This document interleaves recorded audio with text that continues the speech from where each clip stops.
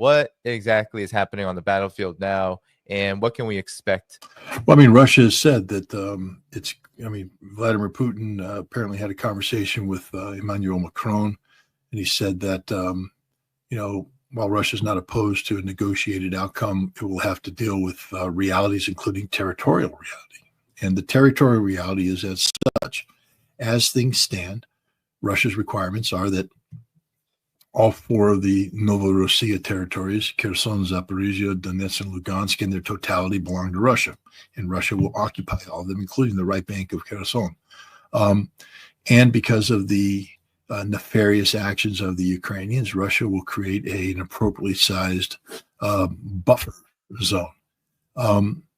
And what we see happening in Sumy and in Dnipropetrovsk is Russia acting on that, meaning that they will advance until which time they have created a buffer between what will be left of sovereign Ukraine and Mother Russia, that Ukraine will not be allowed to have a common border with Russia because Ukraine has attacked Russia, and Russia is not going to allow that to happen again. This is the reality, and this is what Russia is moving for.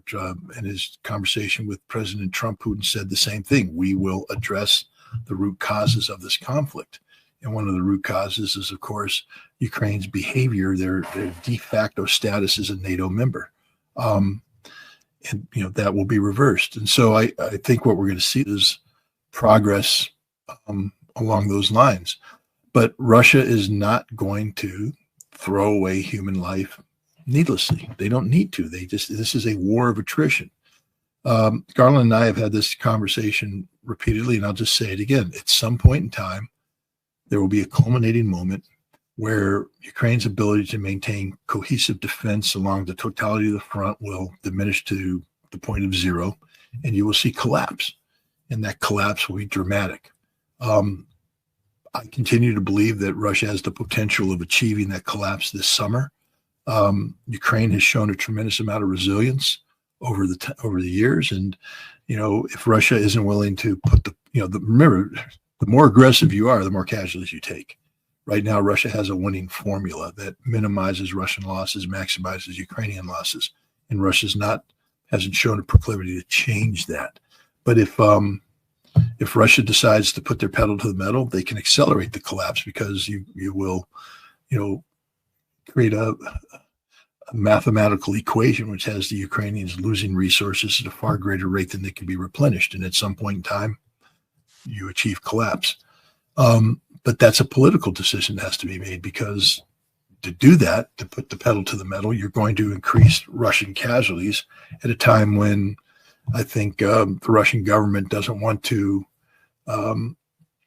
alter the support of the Russian people. Right now, the Russian people have steeled themselves to the reality of this conflict, to include Ukrainian drones striking deep inside Russia.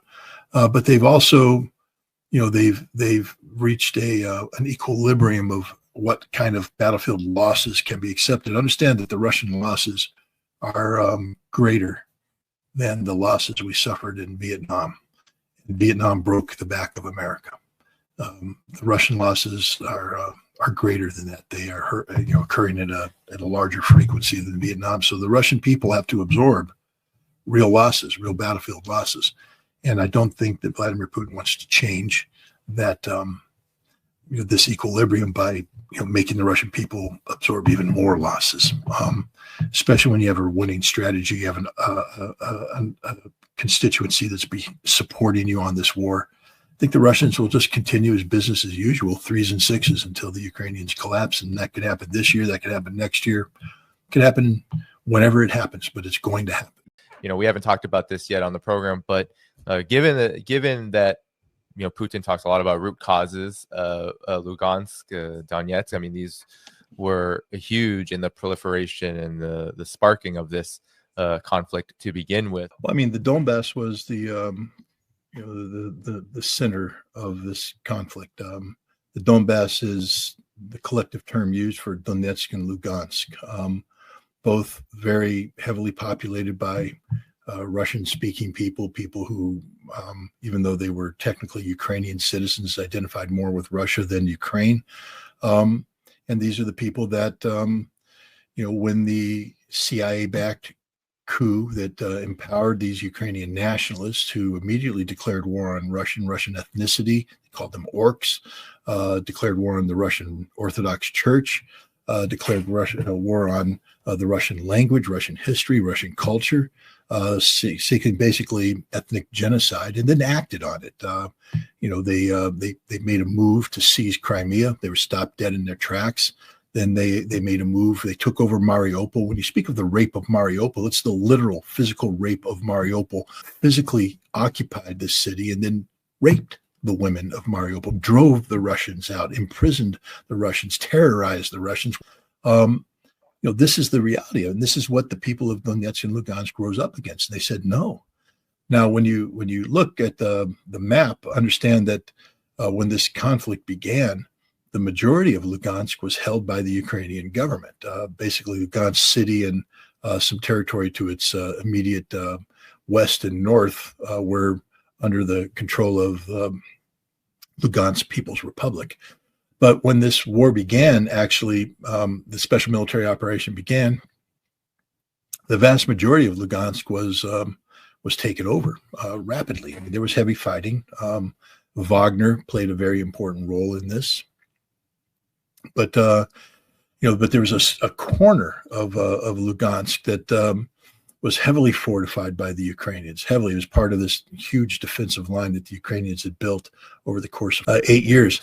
And this was heavily dug, and it was never captured.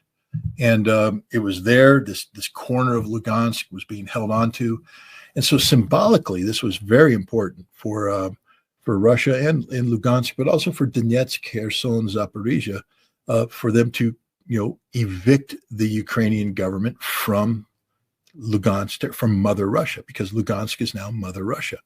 But to show you how, that the reality they're dealing with, just today, I believe the mayor of Lugansk city was assassinated by Ukrainian nationalists. They killed him. The Ukrainians now, because they're so angry at the Russians, capturing the totality of the Lugansk Republic, they attack. They use HIMARS missiles and other missiles to attack Ukrainian Russian civilians, to continue their terrorism. The anti-terrorist operation that was initiated in April of 2014 continues to this day, with the Ukrainian government viewing the citizens of Lugansk and Donetsk as terrorists. And therefore, from their perspective, there are no civilians. They continue to rain death down on innocent civilians. And this is why Russia speaks about the need for a buffer zone to protect the citizens of Russia from these criminal actions. But it's also heartening, because now the citizens of Donetsk know that they're next. And then after Donetsk, you'll see the citizens of Zaporizhia know, and then Kherson knows. And the other thing is, it represents an inevitability for the people of Dnipropetrovsk, because the Russians will build their buffer zone. Sumy will have a buffer zone. And if this continues, I can guarantee you that the Russians will probably extend a buffer zone into Mykolaiv and even into Odessa by the time this is done.